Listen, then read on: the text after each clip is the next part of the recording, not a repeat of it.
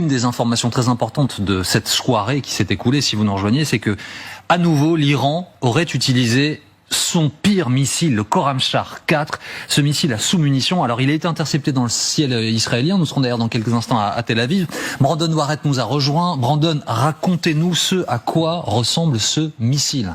Et regardons justement ces images impressionnantes, vous allez le voir. Alors ce n'est pas la première fois qu'on en voit au-dessus des pays du Golfe, mais quand même, vous le voyez, le ciel de Tel Aviv, image reçue il y a seulement quelques heures, visée cette nuit par ce qui pourrait être un missile, effectivement, Khorramshahr. Vous voyez cette pluie d'artifice qui tombe du ciel de Tel Aviv. C'est ce qui se passe lors de la phase de descente de ce fameux Khorramshahr. On va larguer cette pluie de sous-munitions, ces fragments, parce que contrairement aux missiles balistiques intercontinentaux qui emportent une charge nucléaire avec des ogives indépendantes, eh bien là, ces fragments sont multipliés, ces sous-munitions, et au sol, ça peut forcément provoquer des dégâts considérables. Parce que le Khorramshahr, Jean-Baptiste, c'est sans doute l'une des armes les plus puissantes en possession du régime iranien, dévoilée très récemment au grand public. 2023, le missile qui porte le nom de la ville iranienne de Khorramshahr, qui a été dévastée en 1980 lors de la guerre entre l'Iran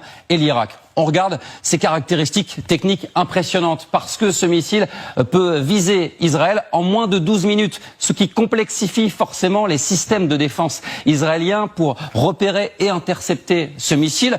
Vous l'aurez compris, la force de ce missile, c'est la vitesse. Et puis, regardez sa portée. Au moins 2000 km. Certains experts qui estiment même que ce missile peut atteindre 3000 km. Ça donne quoi sur une carte? Depuis le territoire iranien, Téhéran peut atteindre l'Europe et même se rapprocher du champ d'action de certaines capitales, Berlin ou encore Rome.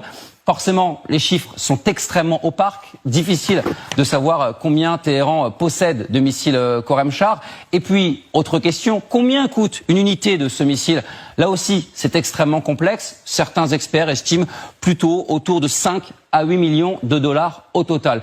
Vous l'imaginez, ce missile fait la très grande fierté du régime de Téhéran. Regardez cette publication sur X avec ce missile en étendard posté il y a seulement quelques heures. Il est présent. C'est une publication sur le compte officiel d'Ali Khamenei.